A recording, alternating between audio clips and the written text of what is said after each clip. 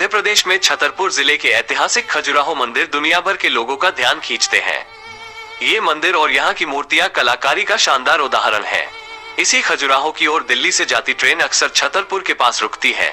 ये कोई स्टेशन नहीं है, ये वो जगह है जहाँ खासकर मंगलवार, शनिवार को चेन खींचकर ट्रेन रोकी जाती है। ट्रेन से बड़ी संख्या में लोग उतरते हैं। इन लोगों के लिए बस या ऑटो, टेम्पो खड़े होते हैं। ये लोग जिस जगह जा रहे हैं उसका नाम है बागेश्वर बाबा धाम, जहाँ 26 साल के बाबा धीरेन्द्र कृष्ण शास्त्री बैठते हैं। छोड़कर ये भी पढ़े आगे बढ़े, ये पहली बार नहीं है जब धीरेन्द्र शास्त्री खबरों में है। ताली बजाते चुटीले अंदाज, पर्चे पर भक्तों के सवाल, सनातन धर्म की बातें, चमत्कार, केंद्रीय मंत्रियों को आशीर्वाद, अजीब बर्ताव, विवादित बयान, जमीन पर कब्जे के आरोप। धीरेन्द्र शास्त्री की शख्सियत की कई परतें हैं। इस कहानी में हम ऐसे ही कुछ सवालों के जवाब और कहानी तलाशने की कोशिश करेंगे। खजुराहो मंदिर से लगभग 35 किलोमीटर की दूरी पर एक गांव है गड़ा। इसी गांव में रामकृपाल और सरोज के घर साल 1996 में धीरेन्द्र पैदा हुए। धीरेन्द्र स्कूल के लिए निकलते लेकिन मंदिर पहुंच जाते। छोटी उम्र से ही धीरेन्द्र धोती कुर्ता पहनने लगे थे। स्थानीय लोगों का कहना है कि धीरेन्द्र बेहद गरीब परिवार से थे। परिवार कई बार मांगकर खाना खाता था। धीरेन्द्र शास्त्री की वेबसाइट के मुताबिक धीरेन्द्र शास्त्री का बचपन तंगहाली में बीता। कर्मकांडी परिवार था।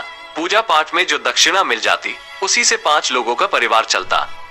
धीरेन्द्र कुल 3 भाई बहन हैं। धीरेन्द्र सबसे बड़े हैं। बहन रीता गर्ग और शालीग्राम गर्ग धीरेन्द्र के बहन और भाई हैं। बहन की शादी हो चुकी है और भाई आश्रम का काम देखते हैं।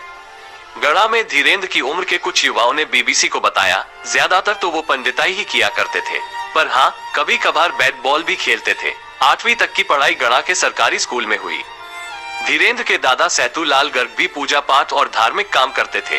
दादा से पंडिताई के गुण धीरेन्द्र ने सीखे और कम उम्र से ही पंडिताई करने लगे।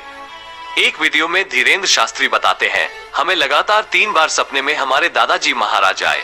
हमसे अज्ञातवास पर जाने के लिए कहा। तब हम जानते नहीं थे कि अज्ञातवास क्या होता है। फिर हमें पता चला कि पांडवों ने भी किया था। तब हमें समझ आया कि अज्ञातवास से भी भगवान का आशीर्वाद प्राप्त हो सकता है। हम जब अज्ञातवास से लौटे तो दरबार लगाने लगे। लोगों का साथ मिलता रहा। धीरेन्द्र शास्त्री के साथ स्कूल में पढ़ चुके एक व्यक्ति बीबीसी को बताते हैं, स्कूल में धीरेन्द्र एक क्लास मुझसे छोटा था। मालूम नहीं कि 10वीं पास हुआ या नहीं। पहले तो वहीं घूमा करता था। पढ़ाई में भी कोई बहुत खास नहीं था। कहता था कि बड़े होकर धंधा करना है।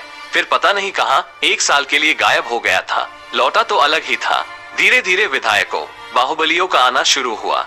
आप ये समझो कि ये बना तो कांग्रेस नेताओं के कारण है, पर आज जो हो रहा है उसमें भाजपा का रोल है। वरना 5 साल पहले तक साइकिल, मोटरसाइकिल से घूमा करता था। धीरेन्द्र शास्त्री की वेबसाइट पर लिखा है, गुरुदेव धीरेन्द्र को अपनी पढ़ाई बचपन में छोड़नी पड़ी। 3 भाई बहनों में सबसे बड़े गुरुदेव का बचपन परिवार के खर्चे उठाने में बीता। फिर एक दिन दादा गुरु के आशीर्वाद से बालाजी महाराज की सेवा में जुट गए। इस सेवा का फल कितना मीठा है, धीरेन्द्र शास्त्री की अब की जिंदगी जवाब देती है। धीरेन्द्र शास्त्री अब प्लेन और कई बार प्राइवेट जेट से चलते हैं। भारत से लेकर लंदन तक उनका सम्मान होता है। जब धीरेन्द्र शास्त्री कहीं निकलते हैं तो दर्जनों गाड़ियों का काफिला साथ चलता है। लेकिन ये सब संभव कैसे हुआ, ये भी पढ़ें। धीरेन्द्र शास्त्री पर शंकराचार्य ने उठाए सवाल। इमेज स्रोत, इमेज कैप्शन। बागेश्वर धाम मंदिर प्राचीन शिव मंदिर और बालाजी का मंदिर गढ़ा में धीरेन्द्र शास्त्री का जहां दरबार है, उसी के पास एक प्राचीन शिव मंदिर है। इसी मंदिर में एक सन्यासी बाबा होते थे, जिनकी विरासत और आशीर्वाद को आगे बढ़ाने की बातें धीरेन्द्र करते दिखते हैं। इसी शिव मंदिर परिसर में बालाजी का भी एक मंदिर है, जिसे देखने पर यह पता चलता है कि नया निर्माण है।